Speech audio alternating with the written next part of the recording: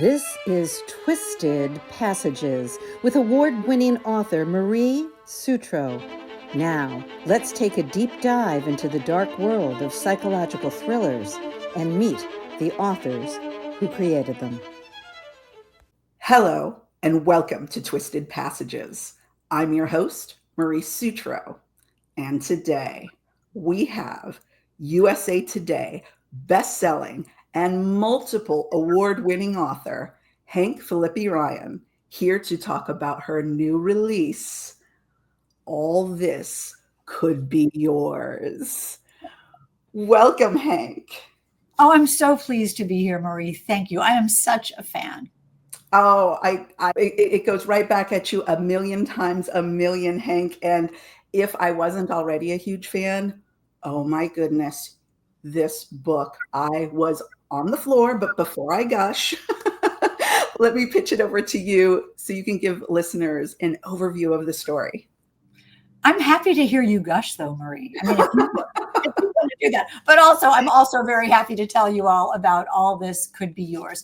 It's super meta, as Marie sort of referred to. It's super personal, as Marie sort of referred to.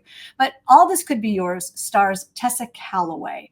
She is a mom and a wife who has followed her dreams to write a novel. And she has had a blockbuster bestseller for her debut novel. It's so beloved that her publisher has sent her on a glamorous nationwide book tour.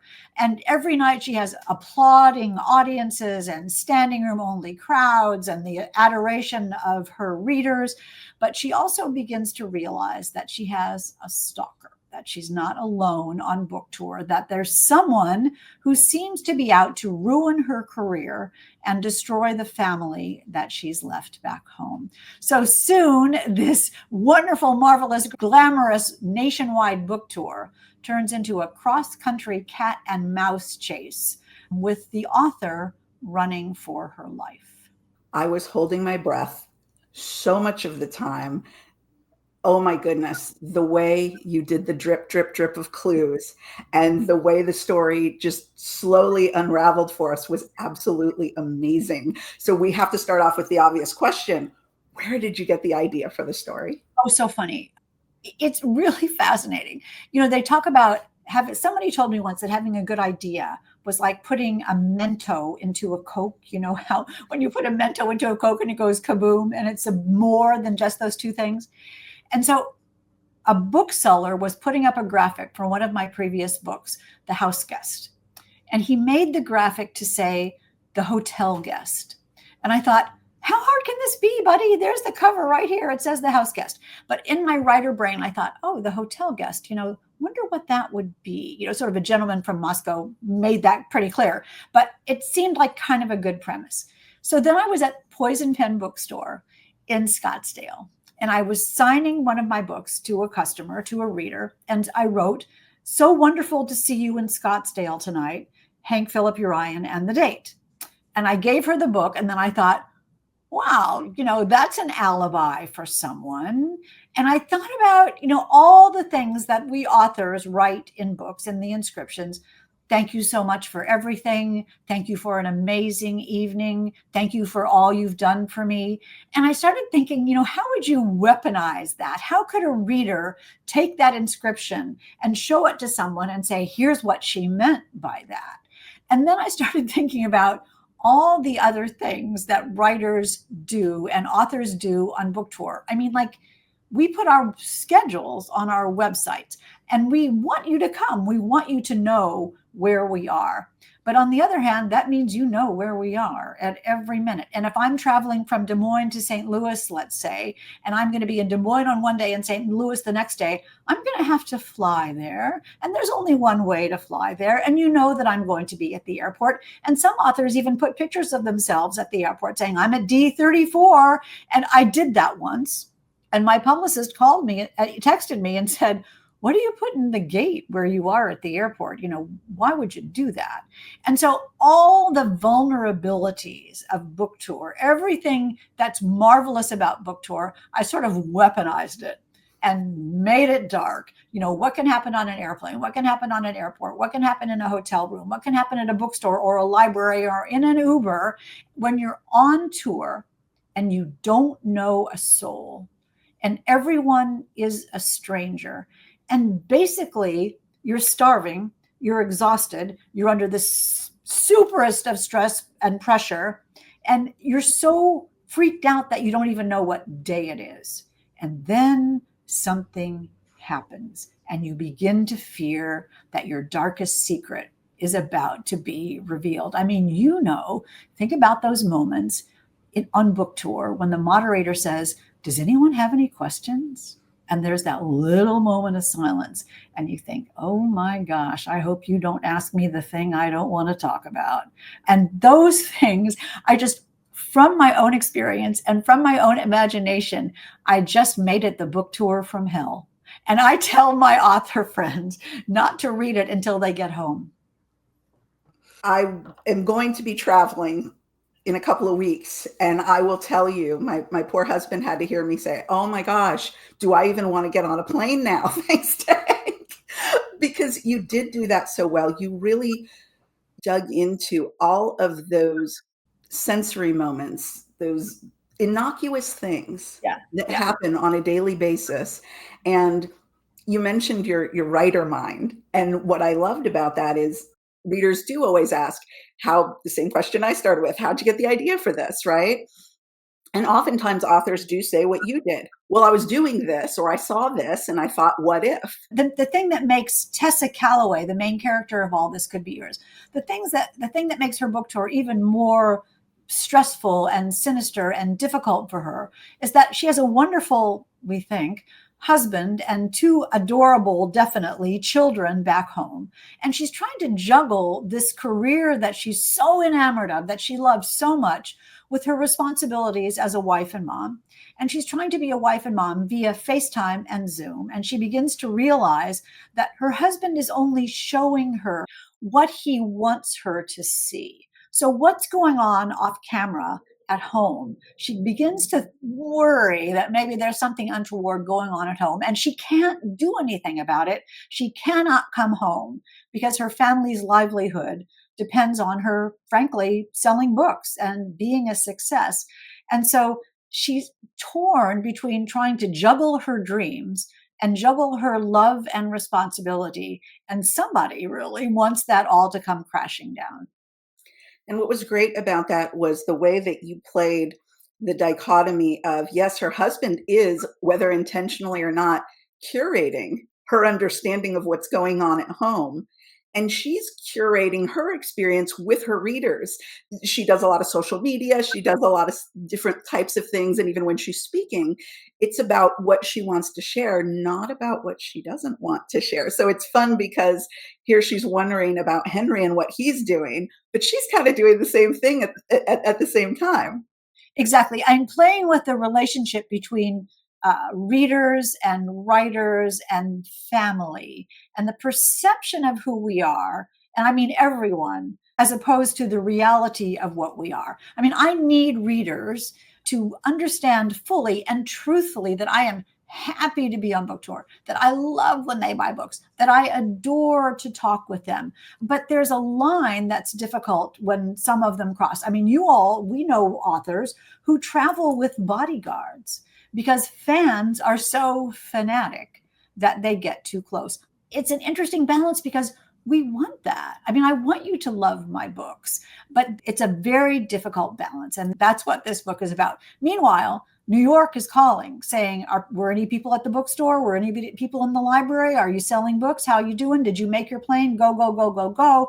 And so Tessa Calloway realizes that even though she loves the glamour and she loves that people are appreciating her novel, which is called All This Could Be Yours. So I'll be an author on book tour talking about a book called All This Could Be Yours, which is about an author on book tour talking about a book that's called All This Could Be Yours. So that's pretty funny. But obviously, Tessa's book is about a strong woman who takes her power back. And that's if there's a Hank DNA, it's about a powerful, strong woman who has the rug pulled out from under her and has to figure out how to get her life back in control, how to take her power back, and how to succeed and survive and be happy. So Tessa in real life and Annabelle in fictional life, Tessa's fictional life and Annabelle's metafictional life, they're both examples of strong women who are trying to take back control of their lives. And I think we all can relate to that. You know, we all have things that we love. We all have dreams that we want to follow. And I've done that, and you've done that. And I think that's one of the reasons that I hope readers will relate to Tessa in All This Could Be Yours, because she's quit her job to follow her dreams. And how many of us would be brave enough to do that? And what could happen if we do? It's just the absolute perfect setup. And like I said, all the what ifs, all your little writer brain what ifs that you transferred into Tessa, and she's looking at everything. She's looking at everybody who comes up in that line to get their book signed. She's looking at everybody she passes in the hallway on the way to her hotel room.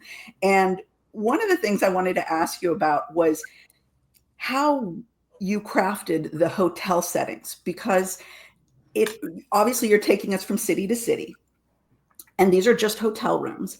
But I realized by the end of the book that in the sameness of the hotel experience, it's almost like they're all one hotel. You know, they're different, but they're almost all one. And it's almost as if she's coming back to a place. And again, you brilliantly battle with the issues of security and insecurity in so many levels, emotional, even physical insecurity in these hotels. And you create so much suspense around them.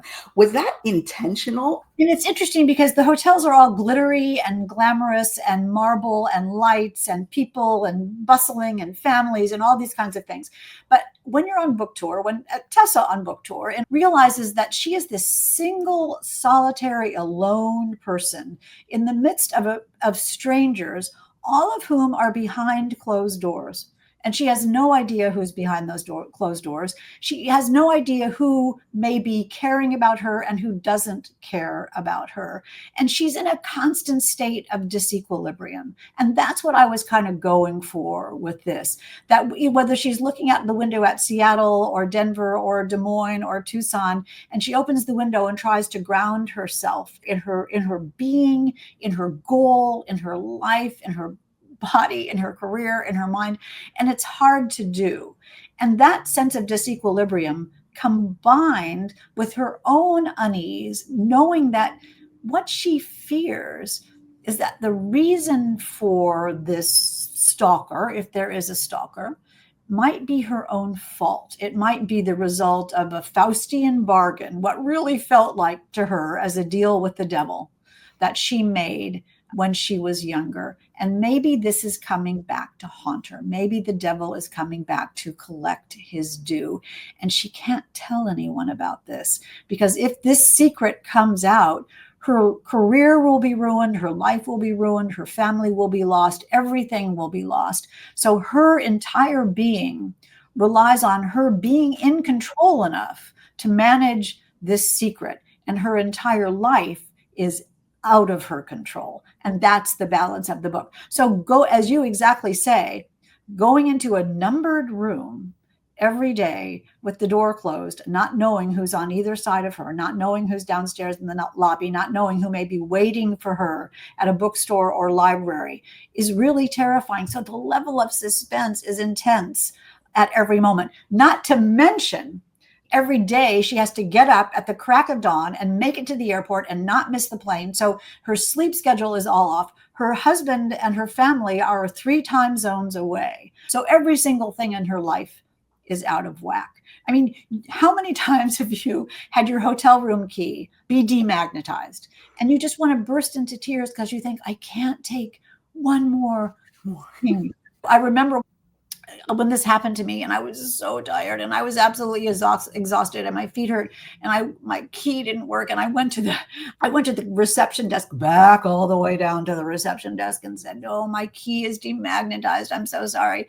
And the clerk said, ma'am, this is a Hyatt hotel key. And I said, I know. And he said, this is a Westin. So I just didn't even know where I was. And I burst out laughing because I thought I have totally lost it. But I wasn't scared. And I wasn't worried that someone was after me. Tessa is. So every single thing that happens to her has an aura of being sinister or deadly or dangerous or absolutely life-changingly disastrous. So many of those regular everyday things that I think we take for granted, it's your superpower, is taking all the little everyday things and turning them malevolent. You mentioned the hotels. Some of the folks who check you in will say, oh, you're in room number ABC. It was very interesting how you handled that and how you handled some of those things that have been emerging security protocols, certainly over our lifetimes, things that people just never thought twice about. And people are thinking more heavily about them now. But even into booksellers and folks who are coordinating events, they might be talking to you and saying, oh, you're staying at the West End? Oh, my friend works there or whatever, and not realizing there's folks in earshot. And those kind of things that are the everyday conversations that we all don't feel insidious, yet you make them that way, Hank.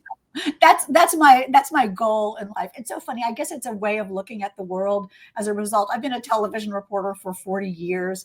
I've wired myself with hidden cameras and confronted corrupt politicians and chased down criminals and gone undercover and in disguise and changed laws and changed lives with my television stories. And when my husband leaves home in the morning, I'll say, okay, sweetheart, have a good day. Be careful. And Jonathan will say, be careful of what? Because he doesn't see the world as a potentially scary place. As a writer and as a reporter, I see the world as a potentially dangerous and scary place. So as a thriller writer, that's a really good thing. And one of the things that was so fun too, that you really made me think about very deeply, was that author-reader relationship. And it is different than other artists' relationships with their fans, because TV is a passive entertainment. You're watching something that they're giving to you. Reading, I let Hank's voice into my head. And once she gets in there, I like this observation. I start to think about things a different way. So it's very natural that you, as a reader, associate a bond to that person, because sometimes, even if we're just dreaming with them of this amazing life that Tessa has, and we're feeling it and we're dreaming with you of what that life is like, not everybody gets to dream with other people. It is an intimate relationship. And I think sometimes as authors, we forget how intimate that is.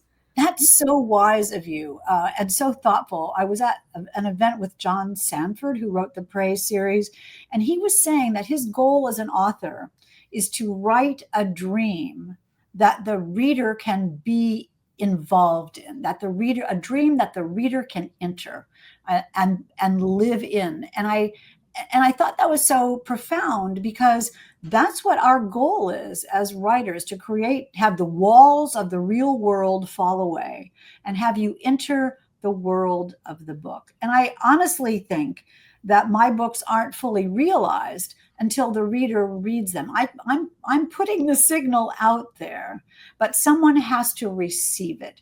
And when someone receives a signal, which is what we wish, they think they may think that author understands me, that author gets me, that author is my friend. And that can escalate. I mean, the use of social media today is so fantastic and so terrifying, because everything is amplified. Everything that everybody says and does is incredibly amplified. And it can also be twisted and prismed and changed and turned and looked at from another point of view. So when Tessa puts things on social media, most people are incredibly enthusiastic, and then they love her, and they love her book, All This Could Be Yours, and they wear the periwinkle blue earrings like she does. But other people are incredibly skeptical, or they're actually critical, and they'll say, why doesn't Tessa answer questions about her hometown? Who was that handsome guy who came to her reading? And someone else will say, Tessa is happily married. And the other person says, yeah, I don't know. She's on book tour. Never know what's going to happen. And there are these whole back and forth conversations about an author's life that they can't control, and that are creating people's images about the author and opening the door to possibilities of things that they might not have thought. And once you open those doors, they're very hard to close. So an author on book tour, their life takes off in ways that they will never be able to control. So talk about running for your life. In every sense of the word, that's what Tessa is doing in All This Could Be Yours. You've created the perfect pressure cooker. She's not in a locked room. She's not in the Gothic traditional mansion, but the pace at which she's running, the continued isolation. You start us off with Tessa and we think, wow, this lady has it all. She is living the dream. She's got the family. She's got the team, her Tessa team, with her publisher and her publicist and all these people who love her. And she could never feel alone. But as chapter after chapter progresses, she feels more and more alone. And that just beautifully puts her right up on the altar as easy prey. Oh, I love that. Thank you. I mean, it is, another bit of the Hank DNA is a cat and mouse thriller.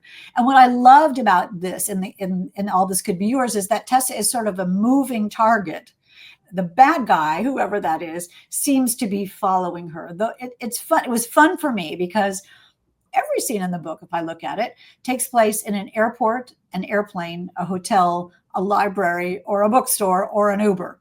So she's always on the move, constantly on the move, and cannot be 1 second late. She can't miss a plane. She can't miss a driver. She can't miss an event. She can't miss anything. She's absolutely on this schedule, but she's always on the move. And yet there's someone who knows where she is at every minute. And this isn't even unusual because everybody knows where she is. Everyone can know where she is. So it's a balance of the pressure and the vulnerability and the pace and the chase. And that's what I was going for. There's always this ticking clock in a thriller, and a book tour is a perfect way to show that. Hitchcock was very good. He's got a closed door, and we're going to pan in on that door handle, and we're going to make you think about that door handle before it turns and before the door opens.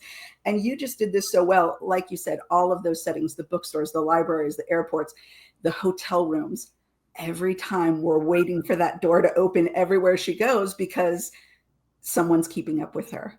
And if they are, that means they might be a step ahead of her.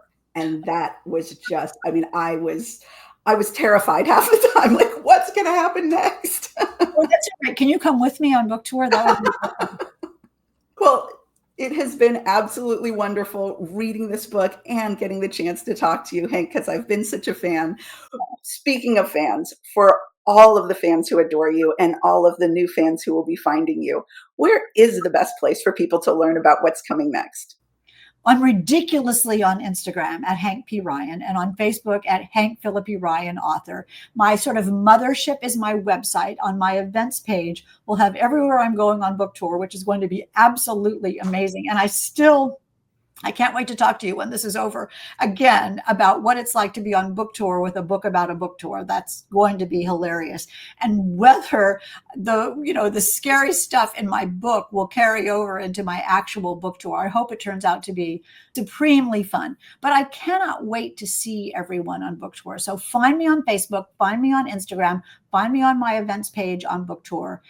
I cannot wait to hear what you all think about this book, because it started out and still is a fast-paced, page-turning cat and mouse thriller. But what it really turned out to be is a love letter to independent bookstores, to libraries, to writers, and especially to readers. So I hope when you read this book, you'll be turning the pages as fast as you can. I want you to miss your stop on the subway because you can't stop turning the pages. But I hope you'll see that it's really a work of gratitude to everyone in the book community. I cried when I wrote the end of it because it's so personal and so profoundly powerful to me. So I hope that comes through to you all as well. Well, as I said, I absolutely adored it. And I have to say, to your point, if I were to take myself out and say, hey, I've never written a book, I've never done any of this, I have no idea. It was so beautiful the way you opened up the world completely, because there's been other authors who've, written stories about authors, but this was just, it was every moment. It was the tears. It was the joy. It was the connections. It was everything. It was the isolation. And it was an amazing thing. So for any reader who wants to know what's a day in Hank's life like? All this could be yours is the best way to find out. And oh, by the way, it's an amazing book, so go out and get it. Thank you so much. It's so interesting. I'm such a fan of this. And I never sort of figured when I started writing so many years ago that this would happen to me, to be able to talk with you about the book and to be able to talk with readers about the book and even to be able to go on dreaded book tour, which I actually absolutely adore, is just one of the joys of my life. So thank you, Marie, for this. And thank all of you for absolutely everything. It is just, you are all just treasures. And thank you, Hank. You've put out an amazing body of work, and we truly can't wait to see what comes next. And thank you all for joining us on this episode of Twisted Passages. We hope to see you next time.